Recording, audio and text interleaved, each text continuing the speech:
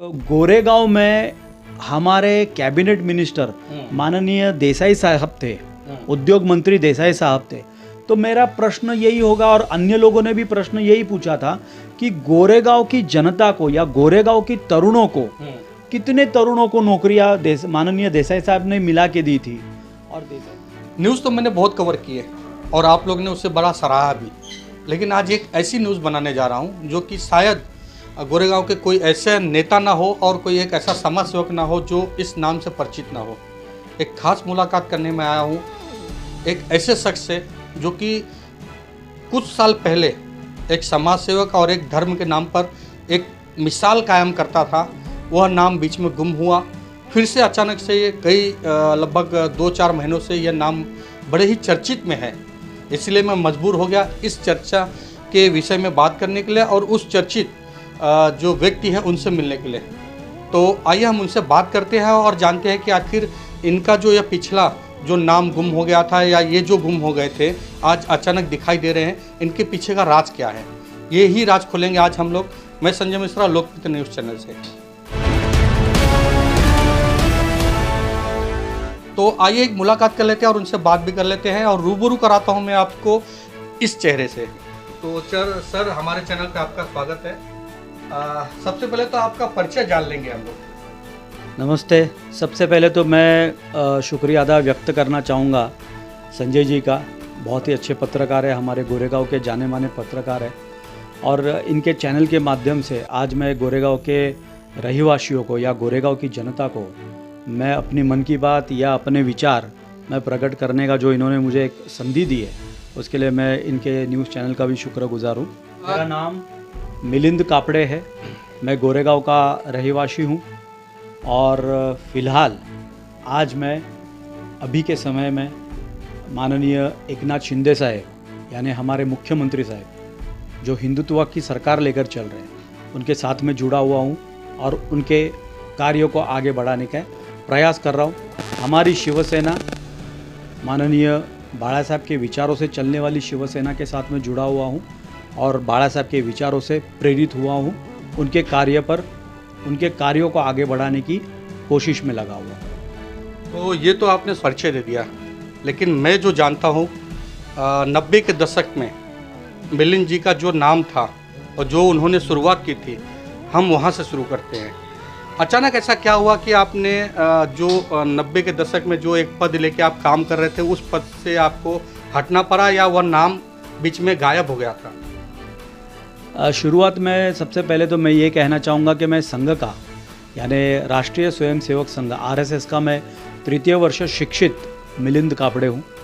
संघ ये मेरा बेस है। संघ से प्रेरित होकर, संघ से विद्या लेकर या संघ से शिक्षित होकर मैंने अपने समाज सेवा का जीवन शुरू किया था।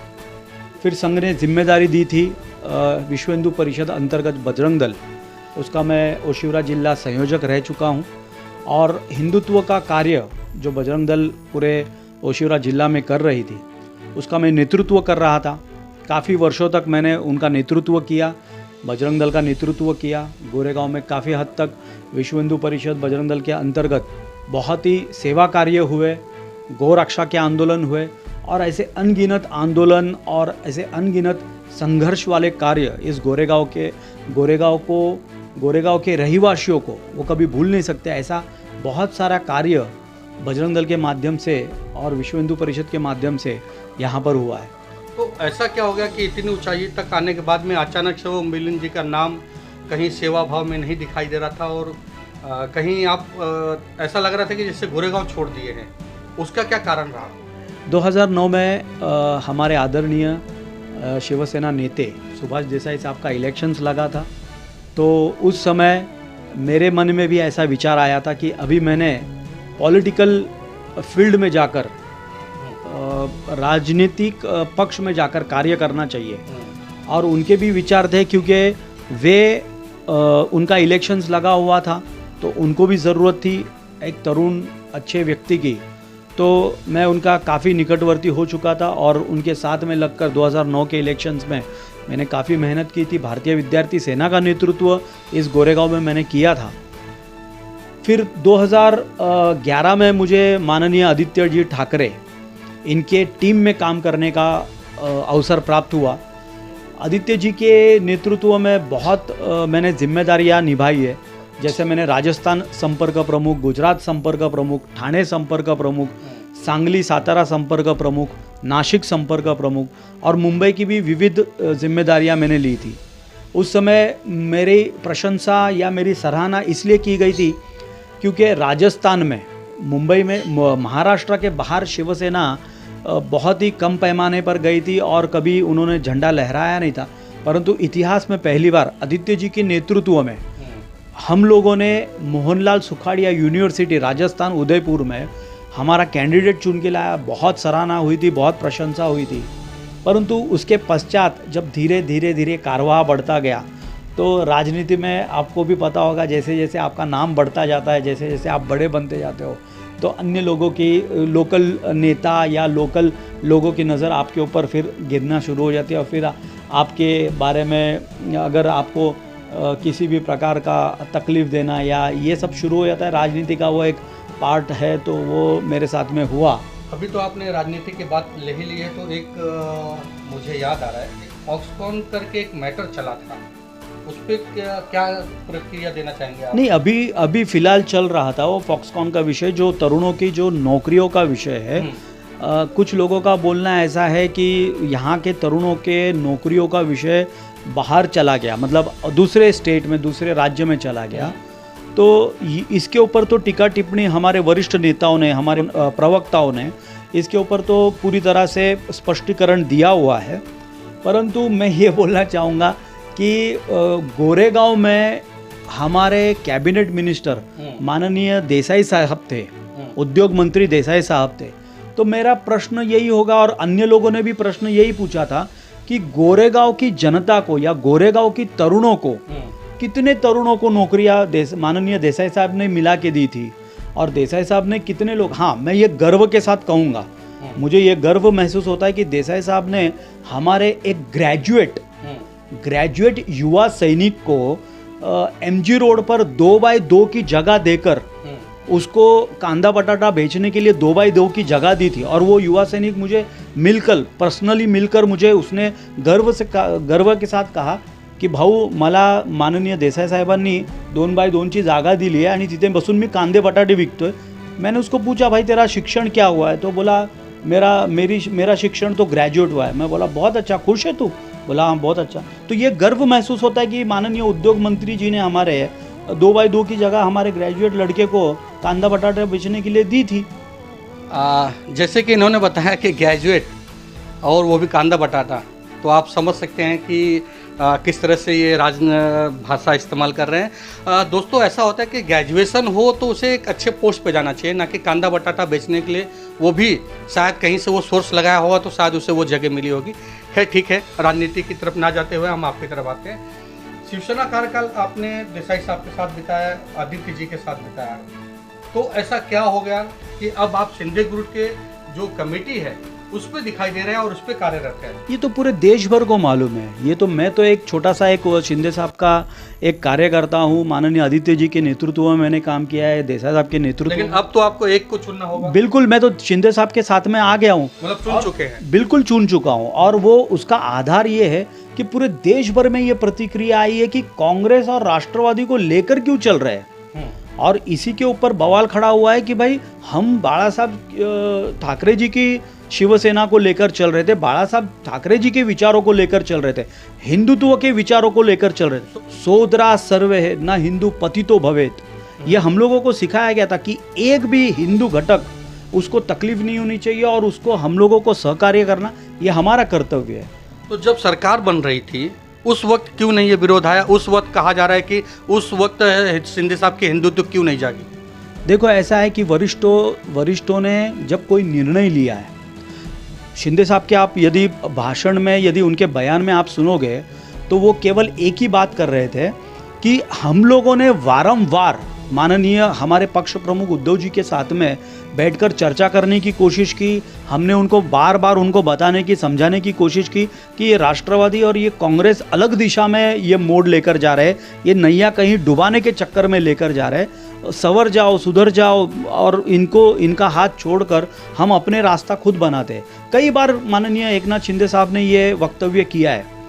तो बोलने का तात्पर्य ये है कि उस समय वरिष्ठों ने निर्णय लिया, तो थोड़ा समय तो जाएगा कि भाई क्या हो रहा है, कैसे हो रहा है। वरिष्ठों ने यदि निर्णय लिया है तो उनका निर्णय हमारे सर आंखों पर, ये तो हर पार्टी में चलता है। तो अगर उद्धव साहब ने उस समय निर्णय लिया था तो सोच रहे थे हमारे सारे मतलब जितने भी हिंदुत्ववादी आमदार है, खासदार है, जो अभी छोड़कर यहाँ पर आ गए हैं, और कार्यकर्ता है, शिव सैनिक है जो छोड़कर शिंदे साहब के साथ में आ गए, वो सोच रहे थे, वो देख रहे थे कि भाई ये चल रहा है, वो सही चल रहा है या नहीं चल रहा है। और फिर एक निर्धारित समय के पश्चात उनको फिर एक निर्णय लेना पड़ा कि नहीं, ये गलत चल रहा है। और फिर उन्होंने ये निर्णय लिया कि भाई हम अलग चलेंगे और बाला साहब जी के शिवसेना के साथ में चलेंगे। तो अभी निर्णय पर जब बात आ गई तो एक निर्णय और भी है जो कि कोर्ट में चल रहा है।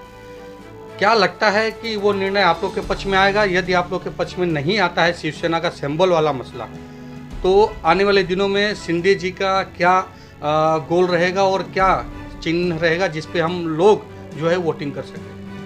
देखिए, मैं तो एक मतलब ऑथोराइज्ड या मैं एक मान्यता प्राप्त प्रवक्ता तो नहीं हूँ, परंतु एक शिवसैनिक शिंदे साहब के समर्थक इस नाते से मैं ये बोलना चाहूँगा, मैं ये कहना चाहूँगा इस न्यूज़ के माध्यम से कि देखिए, अगर शिंदे साहब और शिंदे साहब की शिवसेना, बाला साहब जी की शिवसेना यदि हिंदुत्व के विचारों पर चल रही है, तो धनुष्य बाण किस विचारों पर बाला साहब जी ने उनका चिन्ह रखा था? हिंदुत्व के विचारों पर रखा था। बाला साहब जी ने शिवसेना ये नाम क्यों रखा? शिवाजी की सेना, जो हिंदुत्व पर चलने वाली सेना है। तो जो हिंदुत्व पर चलने वाली अगर सेना शिंदे साहब की है, तो मुझे ये पूरा विश्वास है, मुझे ये पूरी गारंटी है कि शिवसेना का चिन्ह और शिवसेना ये नाम, माननीय एकनाथ शिंदे साहब की जो शिवसेना है, माननीय बाला साहब ठाकरे की विचारों की जो शिवसेना है, उसको ही ये चिन्ह और उनको ही ये नाम मिलेगा। काफ़ी ऊपर लेवल तक हम लोग चले गए। अब फिर से हम लौट के गोरेगांव आते हैं, क्योंकि गोरेगांव का विषय बहुत बड़ा विषय होता है। कभी भी उत्तर पश्चिम की जब बात करें तो गोरेगांव का नाम पहले आता है। आप यहाँ पे कुछ दिनों से बड़े एक्टिव दिखाई दे रहे हैं, क्या मंशा क्या है? लड़ाना है या लड़वाना है? देखिए, मैं एक राजनीतिक पक्ष से नहीं आया था, मैं आया था संघ से, आरएसएस से। तो हम लोगों का जीवन एक डिसिप्लिन तरीके से चलता है और हम लोग हमारे वरिष्ठ नेताओं पर पूरा विश्वास करके चलते हैं। अगर आप गोरेगांव की जनता को पूछेंगे कि मिलिंद इतने समय तक क्यों चुप रहा, इतने समय तक क्यों शांत रहा, तो गोरेगांव की जनता ये आपको उत्तर देगी कि मिलिंद शांत नहीं रहा, मिलिंद चुप नहीं रहा, मिलिंद को चुप कराया गया, मिलिंद को शांत कराया गया। और वो शांति का बंधन, वो चुप्पी का बंधन, वो बांध वो टूट चुका है, वो फूट चुका है और मिलिंद अब रास्ते पर आ चुका है। और उसको, मिलिंद को यानी मुझे, मेरी टीम को, गोरेगांव की जनता को एक बहुत बड़ा सहारा, यानी ये हिंदुत्व की सरकार का सहारा मिल चुका है। इसीलिए हम लोग अभी कार्य करने के लिए बिल्कुल बाहर आ चुके हैं। यानी कि अगर मैं तर्क लगाऊं कि एक ने दबाया और एक ने आपको उठाया, चलो अच्छी बात है, आप लोग अभी जुड़ना चालू कर दिए हैं। तो क्या मंशा है अब गोरेगांव में, कैसी रणनीति बना रहे हैं आप?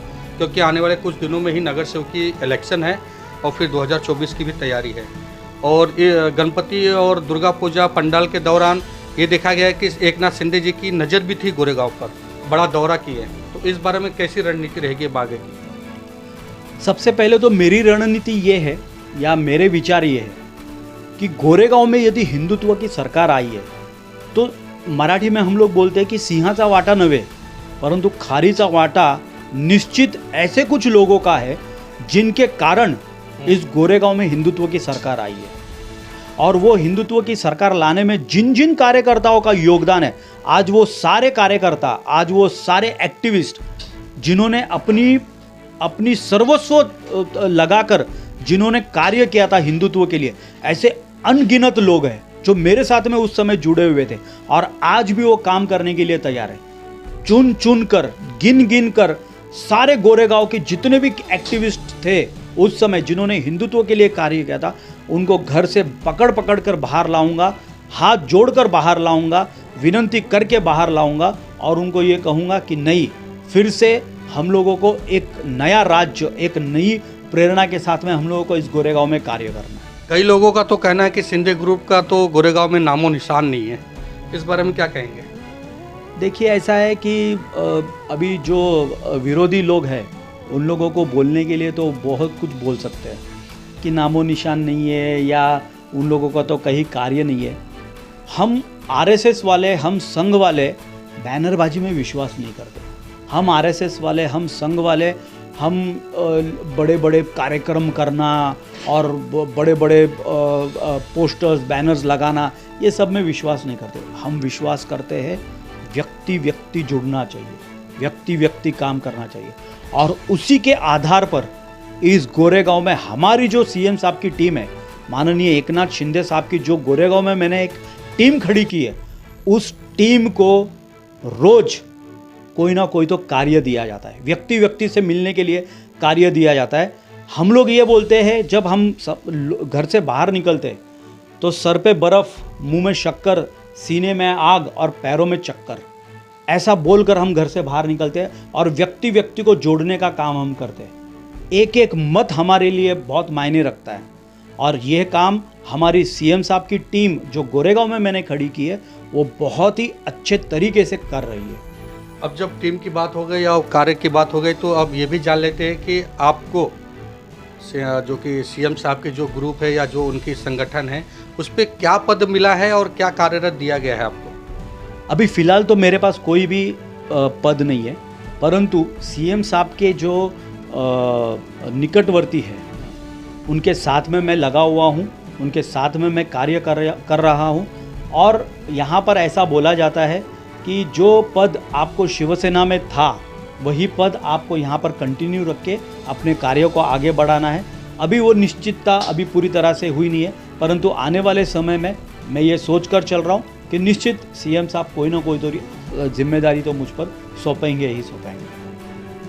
तो ये थे चर्चित चेहरा, जो कि एक ज़माने में इनका नाम और इनका चेहरा चलता था, आज फिर से वह चेहरा लौट आया है। गोरेगांव की राजनीति में आने वाले दिनों में देखने की बात है कि एक तरफ उद्धव जी की शिवसेना और एक तरफ शिंदे जी की शिवसेना और फिर बीजेपी, कांग्रेस, इन सभी के लड़ाई में किसकी नैया पार होती है और किसकी नैया डूबती है। इसके बारे में मेरे साथ आप लोग जुड़े रहिए, ऐसे ही खबर लेकर मैं आता रहूँगा। मिलिंद जी, आपका बहुत बहुत धन्यवाद हमारे से जुड़ने के लिए और लोगों तक अपनी राय रखने के लिए। तो मैं संजय मिश्रा, लोकमित्र न्यूज़ चैनल और कैमरामैन विवेक शुक्ला जी के साथ।